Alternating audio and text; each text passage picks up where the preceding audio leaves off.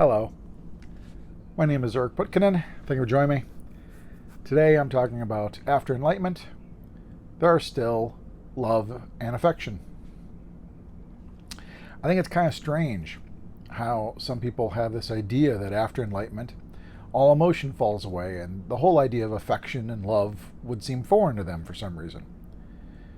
Enlightenment doesn't pose any obstacle to having emotional connections or liking and enjoying someone's company and having affection for somebody.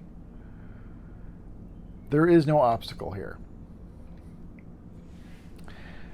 Now, awakening and enlightenment happened to me, it was November 2005. I think it was about a year and a half later when I met a woman that I eventually married. And we've been together about 15 years. And we just hit it off. I enjoy her company. And, as you hang out, the emotional connections deepen. And it was just, enjoyable. And so there was affection deepened to love, and it continued on. And there's no issue or problem here with enlightenment and having affection or love. What is lacking is attachment. I'm not attached to her. I love and care for her. I have deep affection for her, but I don't need her. She doesn't complete me in some way. I'm not going to be unhappy if she was to leave or died or whatever happens, because that is trying to possess, own, and forever keep through attachment what cannot be held. Matter of fact, all forms are temporary. All forms will pass. And that's including all relationships. It's inevitable. We will part one day. And so I'm not trying to hold on to it. I know it's temporary. And when it goes, I'll allow it to go. But that does not diminish the affection or love that I have for the woman that I married. It is actually every day there's deep appreciation for the time we have. And I try to enjoy every moment because I know it will not last. It is temporary. But there's no difficulty in, being in a loving relationship or having affection. Nor is there any obstacles or hindrances because of enlightenment in showing physically any of those aspects of affection. Hugging, cuddling, kissing, sex, all of that is still allowed after enlightenment. It's not like you are barred from physical contact and any kinds of showing affection or love. That's not enlightenment.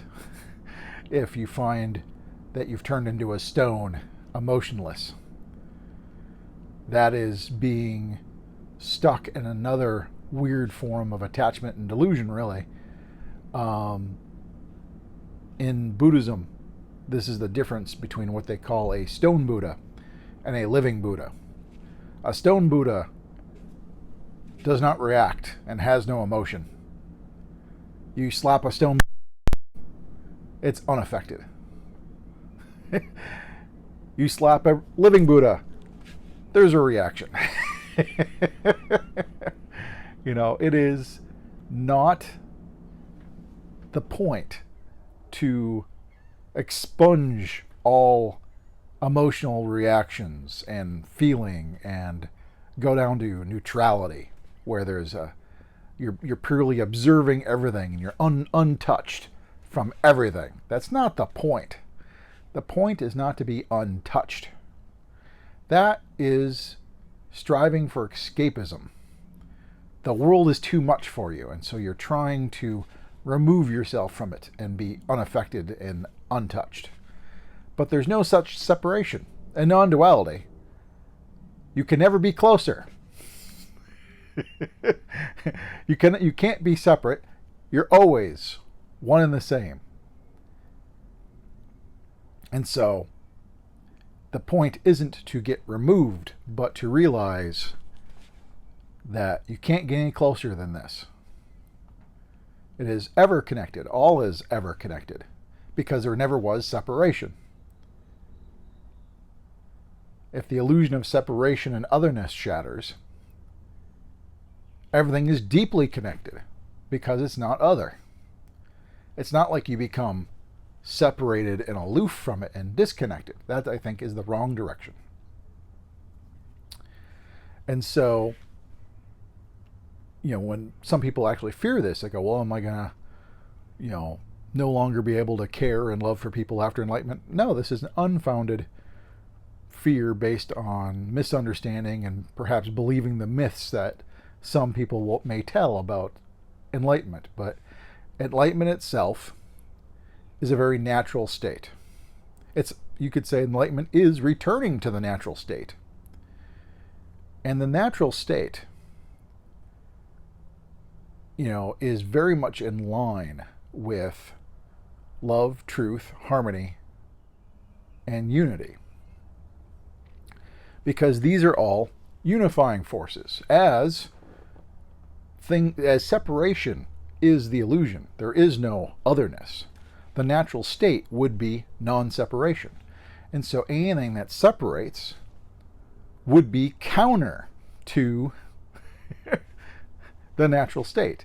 And so hate, this hating of other, lying, which creates multiple things, conflict and struggle, which and dissonance and disharmony, these are all separative factors. But love brings things together. It brings two and becomes one in a way. Truth is singular. Truth is one. So seeing the truth brings people together because there aren't two. Harmony, like an orchestra. If the instruments are playing in harmony, they sound like one thing, and it's a single song being played. If they're not in harmony, it doesn't sound right, and it sounds like multiple things are playing their own things separate. Unity. So love, truth, harmony, and unity. These are all unitive factors, and they're much closer to the natural state. The natural state would be a non-dividing thing. Also, you could almost say that when I talk about happiness in our essential being, I'll sometimes say love is our essential being. I've said this at times, and I've also said things like, in the absence of ignorance, there is only love. But I suppose in more accurate truth, it would be that non-duality, lived and experienced through the body, tends to be more aligned with love because it is a unifying thing. Also, there is self-love. And as there is only the self, self-love is the love of all. There is, it makes the most sense if there's no other and there's only the self, there would be self-love. Even young children have a propensity and already lean towards self-love right off the bat.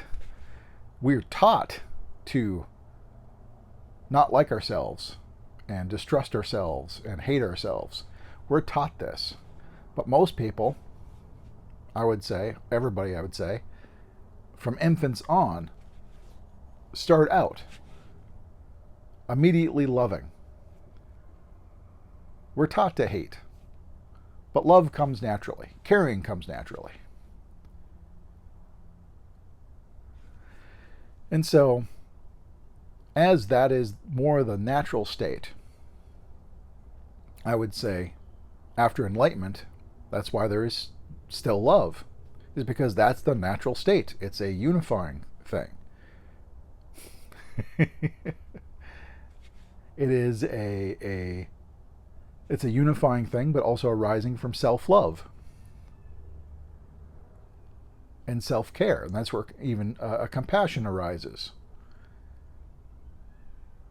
it is not a foreign concept for the enlightened or after enlightenment to have affection or love. It's not like this is forgotten or expunged in some way from being and that it no longer can be related. So don't fear this neutrality that some teachers try to pitch, that everything becomes a totally removed, neutral, nothing affects you ever again. The point is not to be unaffected in any way. The point is to no longer suffer because you know who and what you are and the nature of reality. Because the illusion of me shatters, suffering falls away. Only that suffering falls away is the point. The point isn't to also get rid of love, affection, compassion, camaraderie, enjoyment. It's not the point to get rid of this stuff. So, hopefully this clears up another aspect of after enlightenment, the stuff that remains. If you got any other questions, comments, please post below. And as always, thank you much.